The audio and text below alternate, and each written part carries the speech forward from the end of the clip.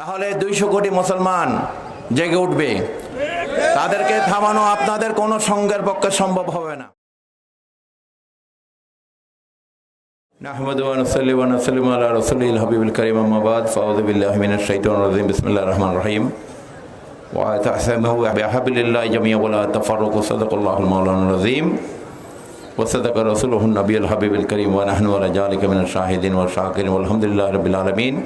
আজকে আমরা মাইজভান্ডার দরবার শরীফের শাহী ময়দানে সমস্ত আওলাদে পাকদের উপস্থিতিতে আমরা বর্তমান বিশ্বে যে নারকীয় হত্যাকাণ্ড চলছে, যেখানে আমরা মানবিক বিশ্ব গড়ার স্বপ্ন দেখি সারা পৃথিবীর মানুষ, সেই সময়ে একটা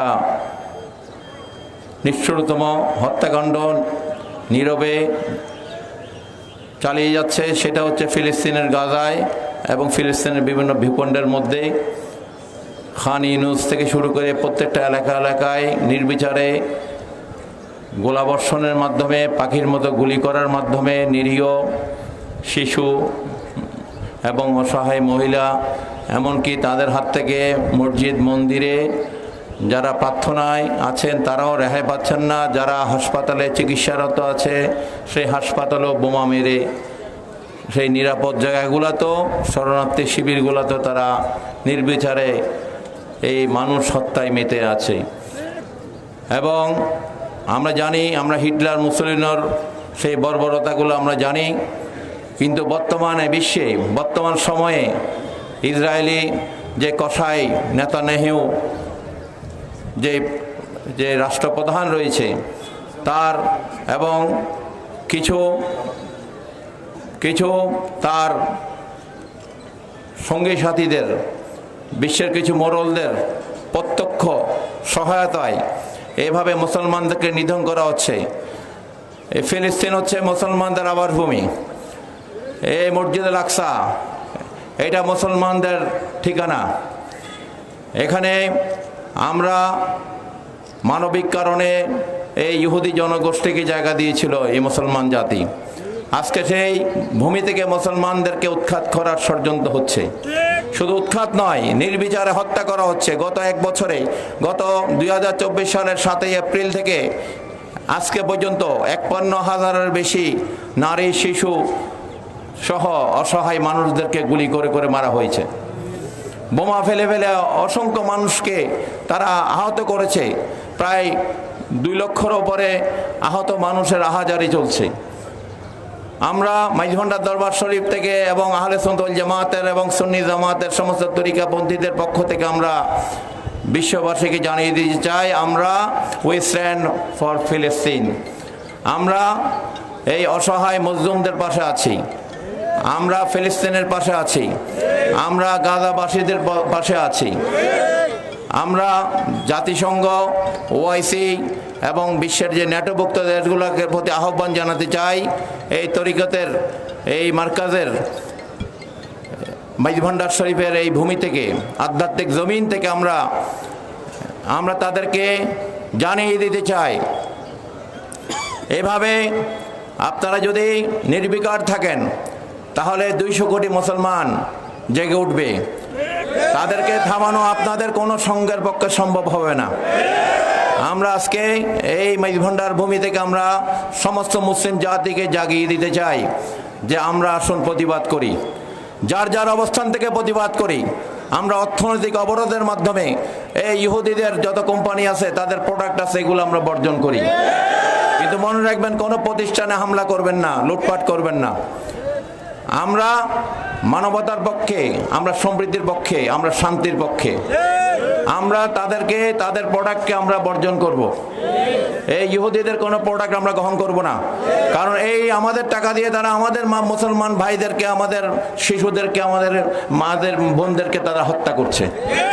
এই জন্য সারা পৃথিবীর মুসলমানদের প্রতি, মানবতার পক্ষের সমস্ত বিশ্ববাসীর প্রতি আমাদের আহ্বান, শুধু মুসলমান নয়, আসুন আমরা এই হত্যাকারীদেরকে বর্জন করি, হত্যাকারীদের সমস্ত সহায়তা বন্ধ করি। তাদের কোম্পানিগুলো, তাদের প্রোডাক্ট, তাদের রাষ্ট্রীয় প্রতিষ্ঠানের যত প্রোডাক্ট আছে এগুলোকে আমরা না বলি। তাহলেই দেখবেন তারা অর্থনৈতিক অবরোধের মধ্যে পড়বে। তারা আমাদেরকে শুধু অর্থনৈতিক অবরোধের ভয় দেখায়, কিন্তু আমরা 200 কোটি মুসলমান এবং বিশ্বের শান্তিকামী যারা মানুষ আছে, আমরা যদি এক পক্ষ হয়ে দাঁড়াই, এই সমস্ত হত্যাকারীরা তাদের লেজ গুটিয়ে পালিয়ে যাবে ইনশাল্লাহ। সুতরাং আমরা এটাও দাবি করি, বিশ্বের 57টা যে মুসলিম দেশ আছে, আমরা তাদের প্রতি আহ্বান জানাই, আসুন আপনারা মানবতার পক্ষে দাঁড়ান।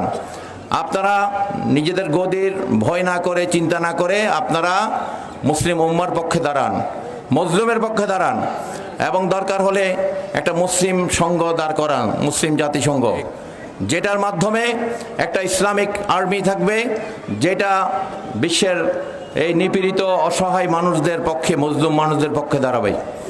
আমরা সেই আহ্বান জানাচ্ছি, এবং আমাদের যারা এই দরবার শরীফের যারা আশেকান ভক্ত জাহিরিন আছেন, প্রত্যেকে যার যার অবস্থান থেকে আপনারা প্রতিবাদ করবেন।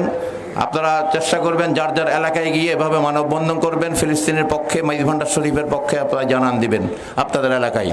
পারবেন তো? কারণ আমরা এটাকে ঘৃণা করি, এই হত্যাকাণ্ডের নিন্দা করি। আমরা গৌসুল আজম মাইজ ভান্ডারী এই পৃথিবীতে আল্লাহ ওনাকে পাঠিয়েছেন, ওনাদেরকে পাঠিয়েছেন শান্তি সম্প্রীতি প্রতিষ্ঠিত করার জন্য, অশান্তি দূর করার জন্য। এই জন্য প্রত্যেকেই আমরা একজন প্রতিনিধি হয়ে আমরা কাজ করব, প্রত্যেকে যার যার অবস্থান থেকে আমরা ভূমিকা রাখবো। আল্লাহ আমাদের কবুল করুক। এবং যারা আজকে এই আয়োজন করেছেন এবং আয়োজনের সাথে সম্পৃক্ত আছেন, সাংবাদিক ভাইয়েরা সহ যারা আমাদের যারা এখানে আওলাদে পাকরা আছেন, তাদের প্রত্যেকে শুকরিয়া জানাচ্ছি।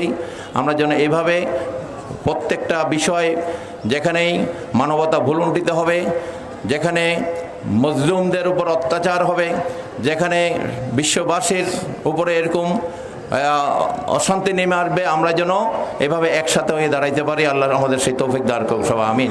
এবং বাংলাদেশের সমৃদ্ধি কল্যাণ কামনা করছি।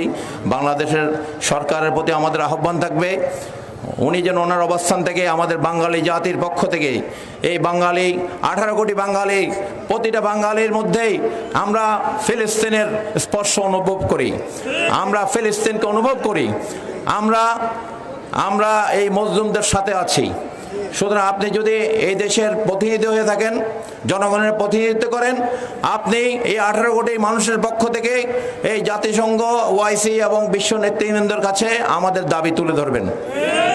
আমরা আমাদের অবস্থান থেকে আমরা চেষ্টা করব বিভিন্ন অঙ্গিকে আমরা আমাদের এই প্রতিবাদ জানিয়ে দেওয়ার জন্য। আল্লাহ সেই তৌফিক দান করুক, আমিন। ওয়া আখিরু দাওয়ানা।